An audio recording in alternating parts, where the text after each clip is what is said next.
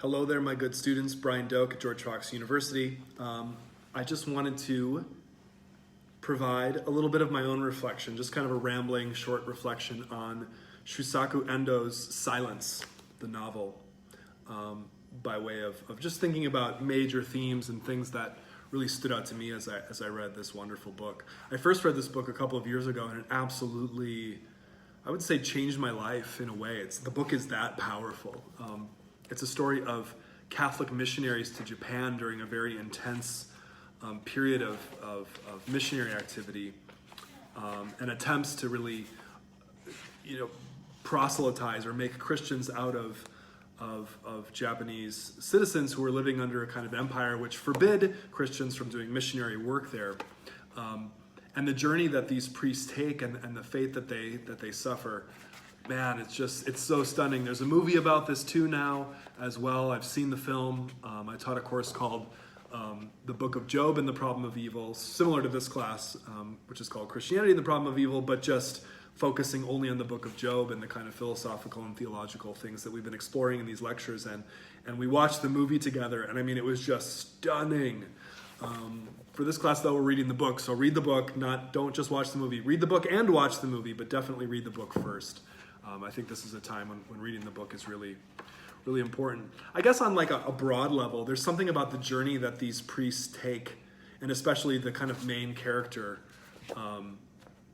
Jesuit priest, whom the story follows most closely throughout it all. That resonates with something in my own spiritual journey. Namely, this idea that sometimes when we start off on a quest or a spiritual journey, you could even think of it as like the way a road trip tends to go. You start off and you're just full of energy. Everything's exciting, everything's wonderful, everything's beautiful. You're driving the car, the wind is blowing in your hair, you're playing the music, your friends are there, you're talking, everybody's getting along. So too at the beginning of a faith journey, maybe one converts to faith and just finds an immense warmth and joy from the community and the ideas of Christianity, and isn't it so wonderful, and Jesus died for my sins, I can barely believe it, this is going to be great, and I'm going to do this and this and this for God, and it's going to be awesome. And you see the priests with an attitude like this at the beginning of the book. They go on their mission, and it's almost like they're creeping through the jungle, they're hiding in these huts, and the people are bringing them food, and just the descriptions of what it was like for the priests to like bring communion, the elements, the bread and the wine, to communities that hadn't had access to a priest. It's like, oh, it's so awesome, and you just think how cool. And you get a sense that the priests really, even though they're suffering and their work is difficult, from the mission out there on the boat all the way to the end, that it's like really important, meaningful work for them. And so it's fun. So that's like stage one. We could call that orientation. It's like coming to college and everyone's like, yeah, college, fun, my roommate's cool, everything's great. Or you could think of this stage in terms of human development, like being a child. Like my daughters are very much in this phase of life. Everything is just about fun. Watching movies and playing Minecraft and playing video games and candy and ice cream and when's my birthday, and like everything's just kind of like that. It's just fun to fun to fun, adventure to adventure to adventure. Orientation. They start off, they're raring to go. Sometime in the road trip, though, of life and of a spiritual journey, as I've experienced it at least, things begin to break down. Maybe on analogy of the road trip, maybe the car breaks down. Or maybe you're just sick of driving, hotel after hotel, day after day. It's just not that fun anymore. Maybe your friends start to argue and you start to, become dissatisfied with your company there in the car. Okay? This isn't fun anymore. Orientation is now over. Now we're into disorientation.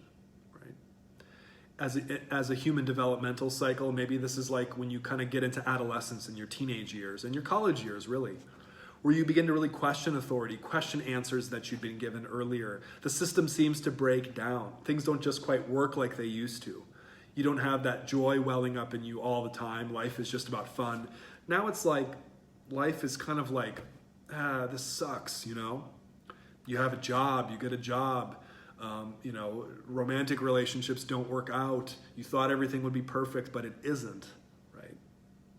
All of us go through this in life on this path toward adulthood, this breakdown that we can call disorientation. And to see the priests go through that too, when eventually they're caught by the authorities and then tortured, some of them killed in just utterly brutal ways. They do things that they said they would never do. In the phase of orientation at the beginning of the road trip, we say, I'll never become like this. I'll never say that. I'll never do that. We'll drive through the night. It'll be fun. I'll never fall asleep. Yeah. We'll never run out of money. I remember thinking when I was in my earlier 20s and teens, even really throughout my 20s, thinking like, I'm athletic. I'm in good shape. I'll never be out of shape. I'll never gain weight. I'll never have a problem like that. Other people, they seem so sickly and weak. I'll never be like that. I mean, just, so naive, right? It's not naive. I mean, in a way, it's like the power and the vigor and the energy of youth. That's good. It's good to have. We all have to experience that. But things do break down, Especially this notion, I'm intrigued by this notion in faith of like saying to myself, like, I would never deny my Lord, I would never deny God. God has given me everything that I have spiritually and personally. I'm God's child. I would never deny you, Jesus. Others have said that before. Recall in the gospel stories in the New Testament, Jesus says to Peter, you're going to deny me. I'm going to go and die. And Peter, Jesus' main disciples, comes up and says, nope, you're not going to die. I will defend you. Jesus says, you will deny me 3 times. Just you wait. Peter says, never. He swears it with an oath. I swear to God, I will never deny you. Jesus says, oh no, you're going to. You will. And when Jesus is arrested, the disciples scatter, and Peter denies Jesus and weeps bitterly. So too in this book, right, there's this very powerful, painful moment. I mean, part of the drama of the book is that the Japanese authorities at the time are asking the priests or any Christians to renounce their faith by basically taking, by taking an image of Jesus, kind of like a little icon, which in Japanese is called fumea. It looks like it's spelled fumi in the book, but I happen to know from a Japanese speaker that I've had in class before that it's pronounced fumea, this image of Jesus' face. Just step on the fumea, step on the image of Jesus' face, and just renounce him. And they say, look, it's okay, just do it. You don't even have to believe it. You can treasure your Jesus in your heart still. It's okay. But just step on the fumea.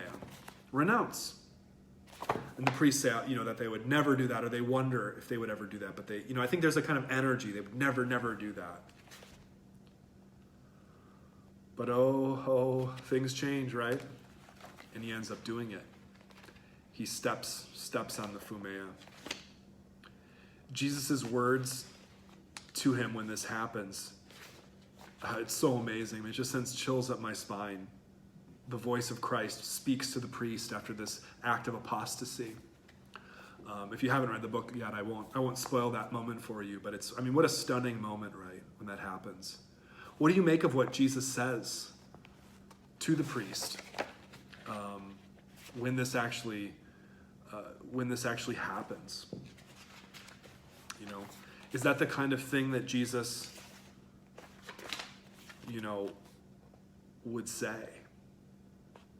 So, very brutal. I mean, the title itself of the book, Silence, is of course a metaphor that comes up again and again and is directly relevant, of course, for our theodicy problem of evil focus in this course.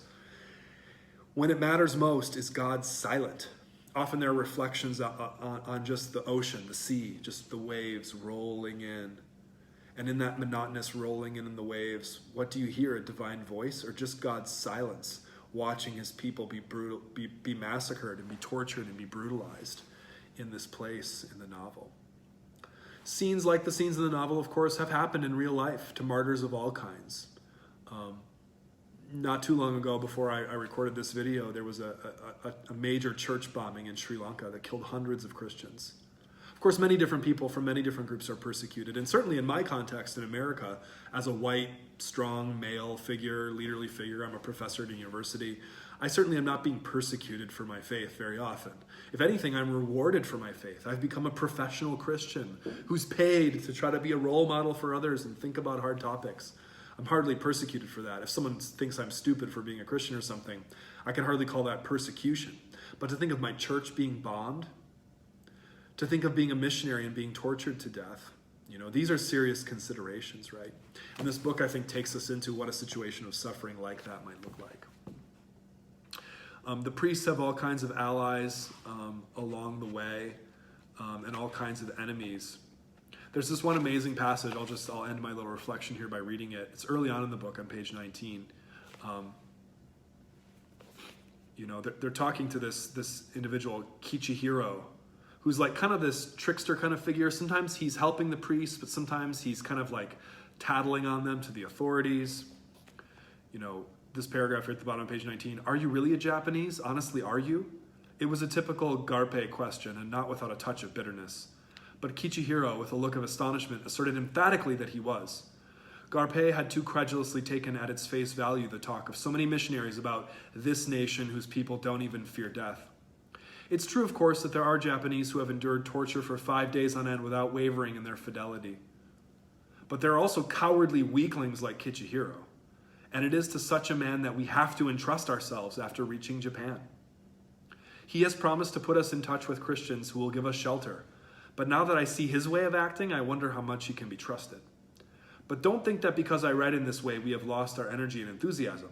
On the contrary, when I reflect that I have entrusted my future to a fellow like Kichihiro, I cannot help but laughing. When you come to think of it, our Lord himself entrusted his destiny to untrustworthy people. That's an amazing statement, right? To reflect upon Jesus in that way. That God, in sending Jesus to earth, entrusts his only Son, his only begotten Son, his own self in the Trinity, God, Jesus, Holy Spirit. God entrusts God's self to very untrustworthy people. People like me. People like you, right? And what did we do with Jesus? We tortured and we killed him. I mean, that's how humanity dealt with Jesus, right? So as a reflection on that, on Jesus' own suffering, and Jesus' words when the priest steps on the Fumea in light of why Jesus came to earth to identify and to suffer, a really deep engagement with core themes of faith. Orientation, disorientation, it all breaks down. Is there anything after that, though? I point out one more little piece of text here, very late in the book,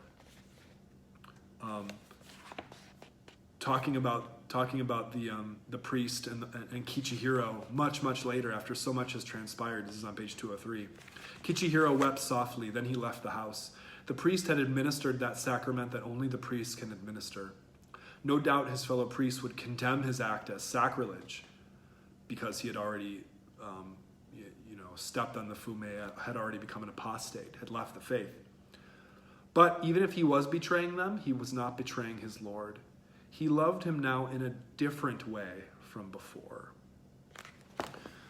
Is there any kind of love? Is there any kind of faith after the breakdown in life? When life breaks down, when faith becomes difficult, when the road trip is no longer fun, when college is no longer fun, when you've run out of money, when you've read hard philosophy and theology maybe about the problem of evil, and it all just kind of feels like, what's it all for? I don't even know if anything's true. Is there any faith after that? Is there any life after that? I think this book and the experience of the characters, and to some extent, as I'm still in the middle of my own journey, my own life, tells me that yes, there is still faith and there is still life after the breakdown. But it's a different kind of faith. It's a more mature faith. It's a love, but it's a different kind of love. It's a kind of faith that persists beyond problems, still recognizing the problems, not naive anymore, but not merely trapped by anger and by the questions, but moving forward, holding those questions and that anger, maybe even in some of those negative feelings inside of oneself, but still persisting forward in faith. I'm guessing that kind of journey is not something you can just invent or make happen or will it to happen just by sheer strength of character, but that it's an act of grace from God. And it's something that has to happen to you through persistence and through God's own work in our lives. So this book, Silence, has definitely helped me understand some of those things and think about them in a deeper and more mature way. And I hope the book speaks to you just as powerfully.